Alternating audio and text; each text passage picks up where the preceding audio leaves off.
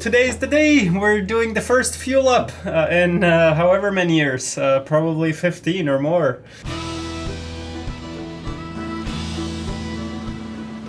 Hi, my name is Alejandro. No, many called me Alejandro. My name is Aladino, and together with my wife Maya and my father-in-law Brian, we are refitting a Cape George Cutter 36. After, you guessed it, a 4-year refit, we're almost ready for the water. In this episode, it's all coming together. We are going to try to start up the engine, hook up the propane, and get the prop on the shaft.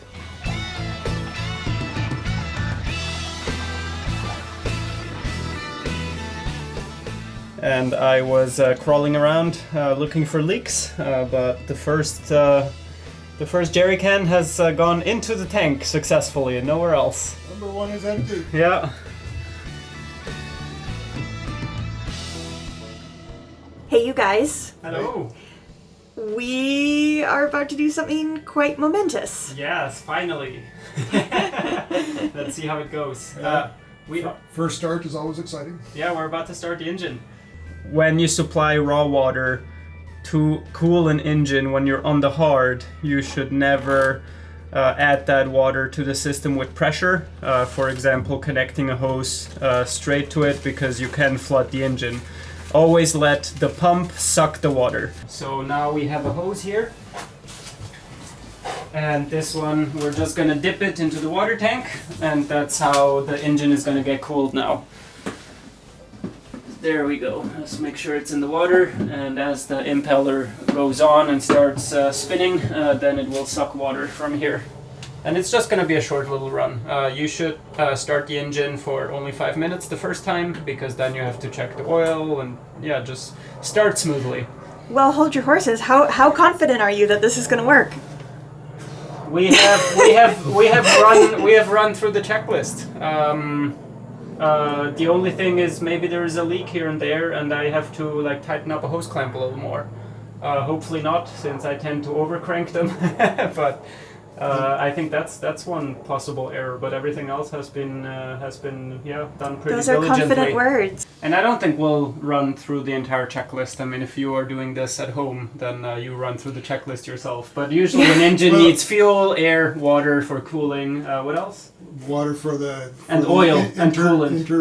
There's fuel, water, air, and oil. Yeah. And the water part is the internal water on the engine and the seawater for cooling that. Yeah. So those components, as long as you run them through your head before you hit the start button, and you're usually pretty good to go. And we are using the Blue Eddy for the first time. So that's actually our power supply right now. I just got a little cigarette plug here. So if we turn it on, there we go, green, 60% power, and then I have an extra button for DC, which is this plug here. Now we have DC. If this light goes on, it means it's powered, and that's how we just put it here to a switch, which is 5 amps, which is the rating of our fuel pump. So now if I flick the switch here, that's how we get the fuel pump going, which you can hear. But let me put in these relays first. That's the last step, I believe.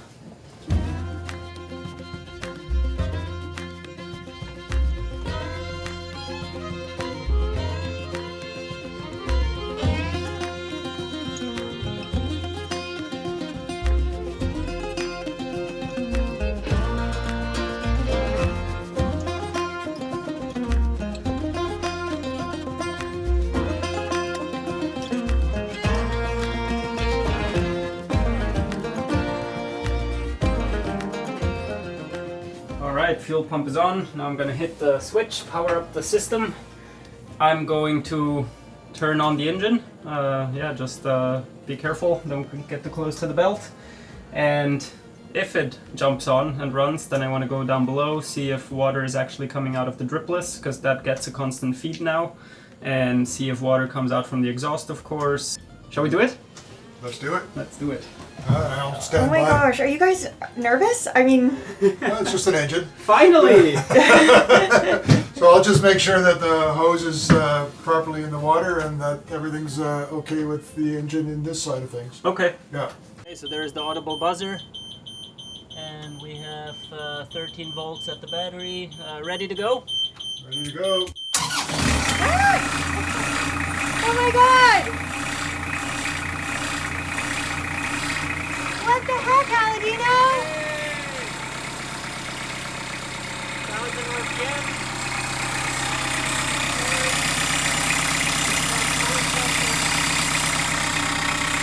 I see water coming through here.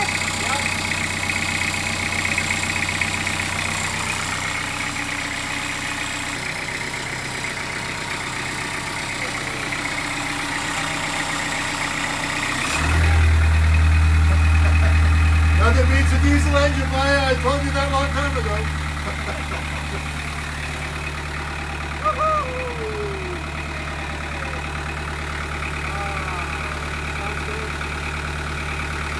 That started right up. Look at the movement. Barely any movement.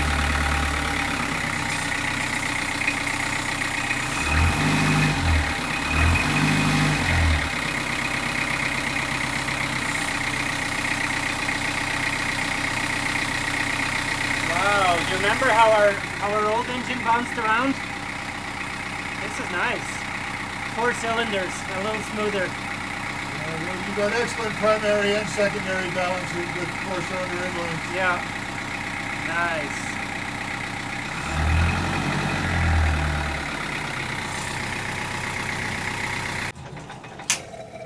Well, what the heck? I thought we were going to film a whole video about this. About what? Now we've had all the payoff right at the very start. I thought this was going to be a whole drama. Drama, yeah, right. Well, maybe we can incorporate some. It's good something goes smoothly for once. Yeah. Oh, it went really smooth. It was Totally. That's quite. It's exciting, nonetheless. Absolutely, So for sure. exciting. Well done, you guys. Thank you. That was, it just all happened so fast. All of a sudden the engine was running. And I'm like still a little like in shock. No, totally. It runs super nice. Yeah, when it's cold, of course, it does make a little more of a noise, but when it warms up, that should go away. That's with all engines. I'm super happy. Well done. Thank you.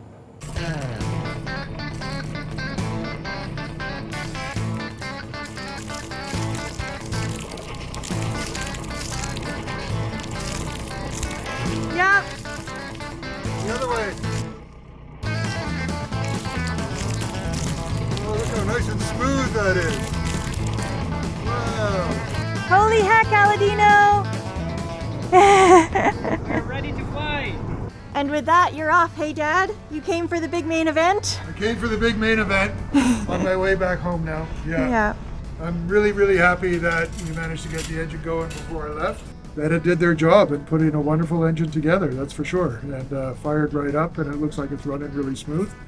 Everything's working as per how it's supposed to work, and it's looking really, really good. The shaft, as it's spinning, as we can see from outboard here, is really nice and smooth and straight, which is exactly the whole purpose of all the effort that we put in getting that thrust buried in there, and it's looking fabulous.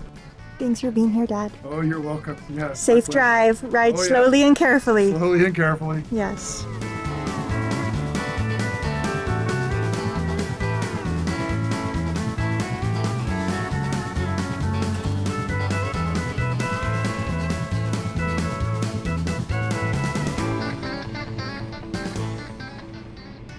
All right, Aladino. Well, holy heck, what's next? We have an engine. If it wasn't working, I could work in the shade, but it is working. So now I'll have to sand the copper coat. Oh boy. No, but at least I'm very happy and motivated to do so. Yeah, now it's a big weight off the list. I mean, it's a brand new engine, so it's not like I doubted this. It's just that it's so many components to get a brand new engine to run within a brand new boat that needed every system built. But we're there. Things are in, it runs as it should. We have even extras. We have the anti-siphon, we have water feed to the shaft. Yeah, I think all those things work as we want them to, so it's pretty fabulous. It was a lot of work, like also adding a fuel pump, It was work putting in dual Raycore, but now that it is in, now comes the chapter where it will start to pay off, because those are really nice components to have. So yeah, I'm stoked.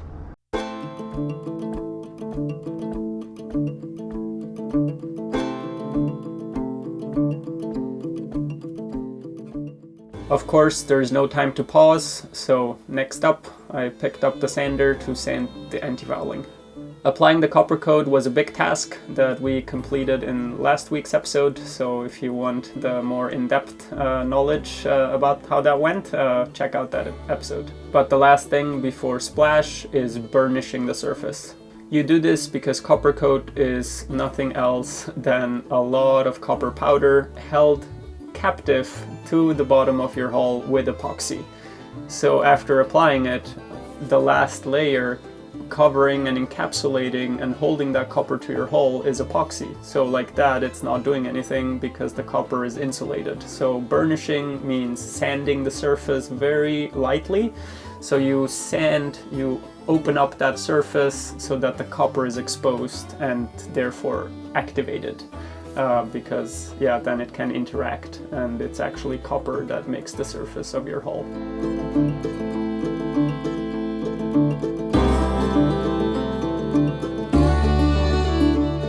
Alright, I have a big sanding task at hand, and I don't feel like I have to say it again, but let's mention it one more time, what the golden standard is for tough jobs like this. So, Swiss-made Sia abrasives, best sandpaper out there. If you look at the triangle that I have sanded at the very bow, that has taken me 2 discs, and so that is pretty incredible. I am sanding copper and epoxy.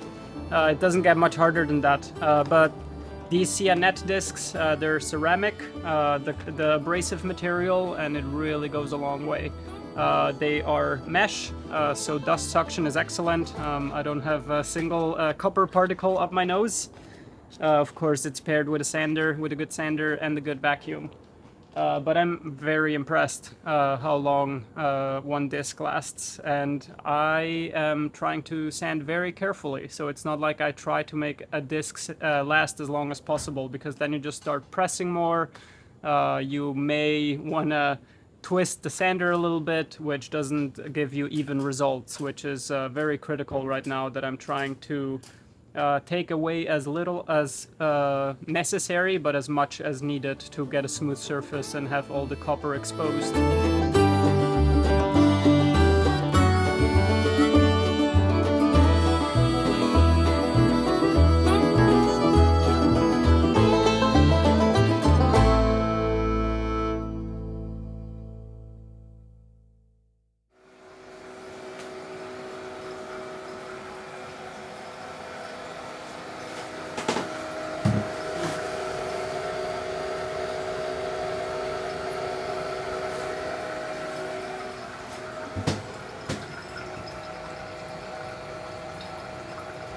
Alright, one of the Bluetti boxes, actually one of the expansion batteries, the B210s, are getting tested again. This is a pretty simple function, but it's cool nonetheless.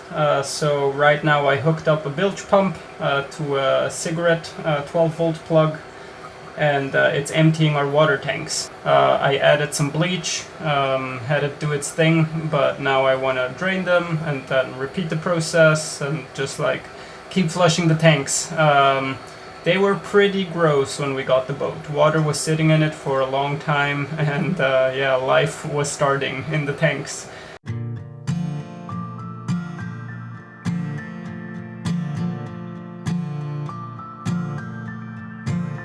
If I think I like you now, wait until next year.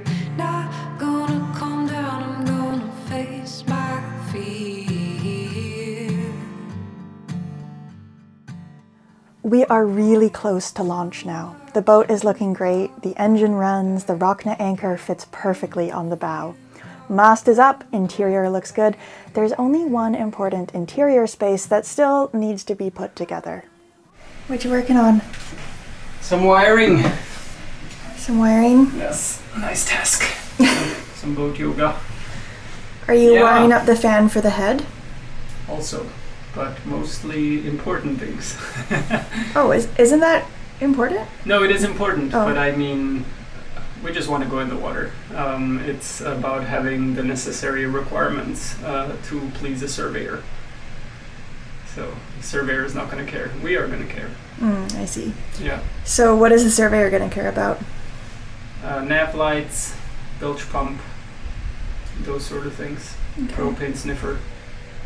But since I am working here, I did wire in the composting toilet fan. Yay. That's up there. But then I also have the shower sump pump back here. So I was doing the shower sump, and down here is the bilge pump with a float switch. And so I've been routing those wires through the same space. So yeah, I have done those three things. I really wanna be you.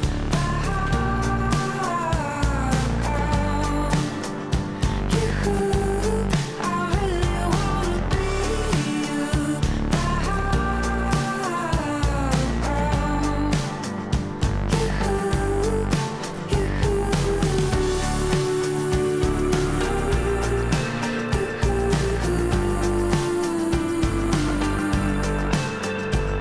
Lately it'll be enough to carry you home. Take me by the hand, I don't wanna be alone. Tried to hold it back, we're a little too late. Never going back, gonna change our fate. So now that we've started the engine successfully, time to put on the last component, and that is the propeller.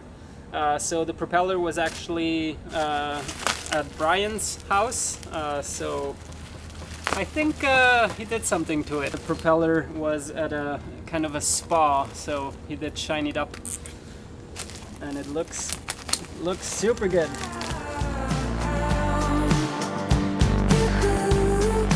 Make me wanna be you.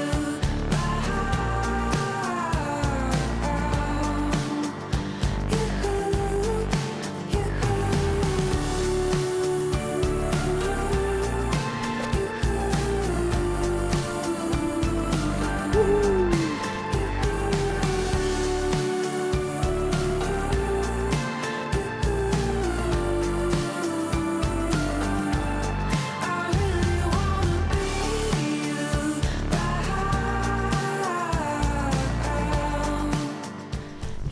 Hello, Dad. Hello. What you working on? We've been doing a fair bit of wiring, mostly the power side of things, batteries to bus bars and switches and fuses and so just to consolidate things, because memory is not always perfect. I'm getting it down onto a piece of paper. Behind the scenes, we've been working a lot on the entire DC system of the boat the past couple of days, so that's coming to life. It's not the forever system. We are building a rudimentary? Yeah. We're building a rudimentary DC system, and that is to fulfill the legal requirements. So nav lights, bilge pump, propane, solenoid, like I said, those kind of things. And of course, then while we're in the water, and also now, if it's convenient, I'm also running other wires. But yeah. But the majority of the electrical system design is happening this winter, and of course there's a lot more research and lithium and all of that. Exactly. This is just we're putting one battery in to meet minimum requirements. Yes. That's it. So that is to say, right now, in the quarter berth is where I plan to house all the batteries in the future. But for now, we've got one in here, which is for what we need right now. It is time to light the first ever flame on our brand new Force 10. Ooh, Yeah. I'm so excited. Totally. So to build some excitement, we bought this unit now quite a few years ago, and it has been installed for a while now. And today is the day that I got to finalizing the installation, which meant basically putting a propane bottle into the dedicated locker that I built a while back, hooking up the propane line that feeds the stove, and then also adding a solenoid, which is a gas valve, and which meant we had to do a bunch of DC work on the boat to be able to power that switch. So this one here is dedicated for propane only. This device down here that has 2 electrical wires going to it, that's a solenoid. And that is basically nothing other than an electric switch. It is normally closed, so unless you power it, it always shuts. Then if you follow the cable, or no, the hose, I guess, the propane hose, you can see that it goes to through a bulkhead fitting, which seals it there, and same with the wire.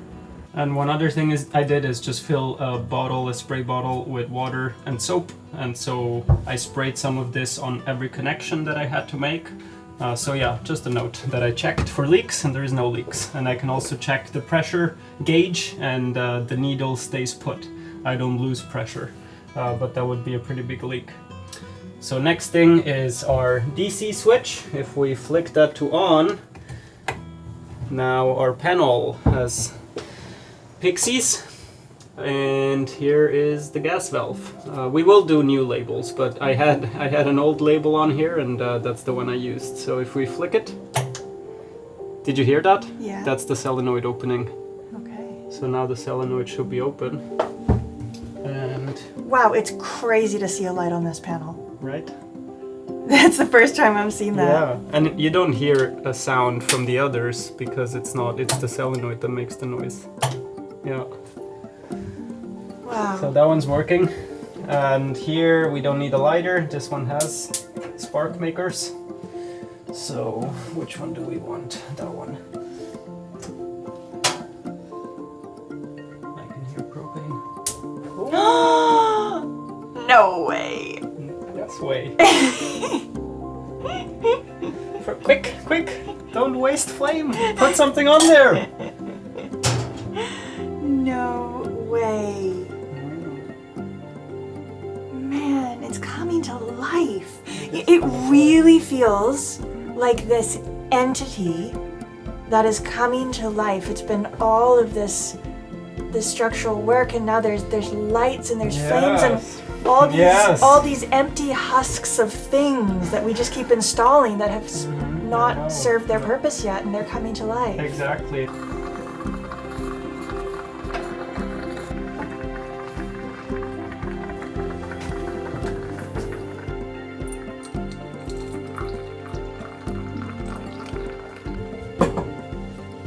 How wonderful is that? Oh, so wonderful. Yeah, huge thanks to Charlene. I love these Janina mochas. Wow, they're my favorite.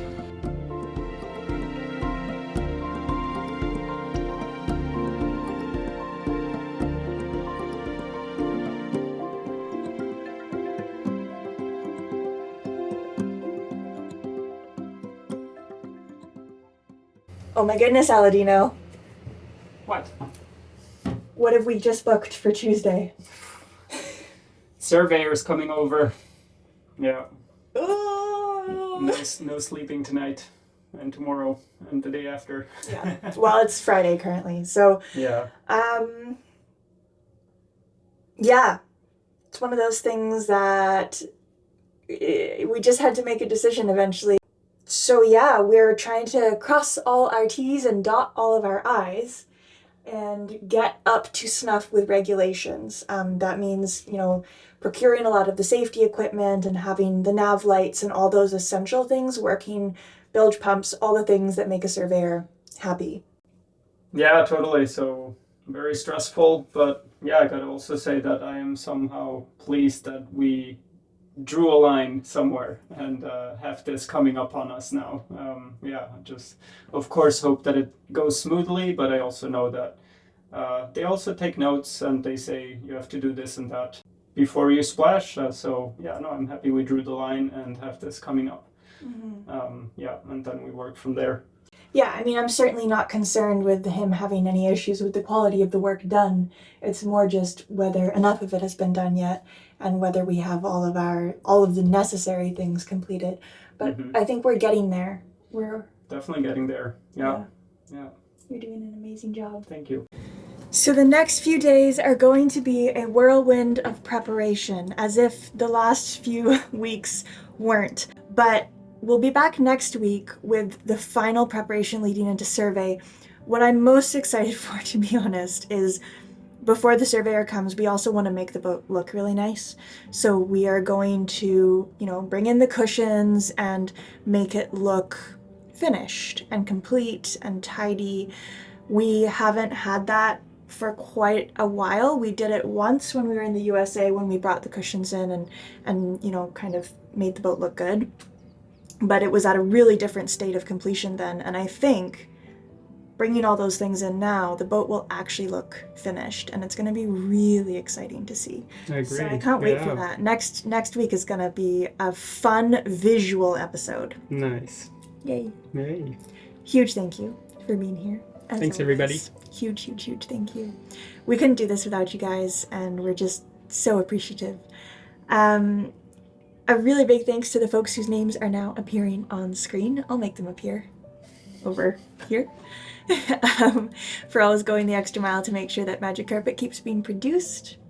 A really big thank you to all of our patrons. Without you guys, we wouldn't be able to keep doing this. And to give something a little extra over on Patreon, we post real-time updates every week where we do a little walkthrough of the boat and share some ideas and thoughts that we don't post anywhere else. And harass you looking for opinions Yes. and recommendations. So yeah, just thank you to everyone there, and a big thank you to everyone for watching. Yeah, you guys keep this going, and thank you. Huge thank you. Indeed. We'll see you next week for an exciting episode where we really pull this boat together. Wow. It's going to be a big one. Yeah. Bye.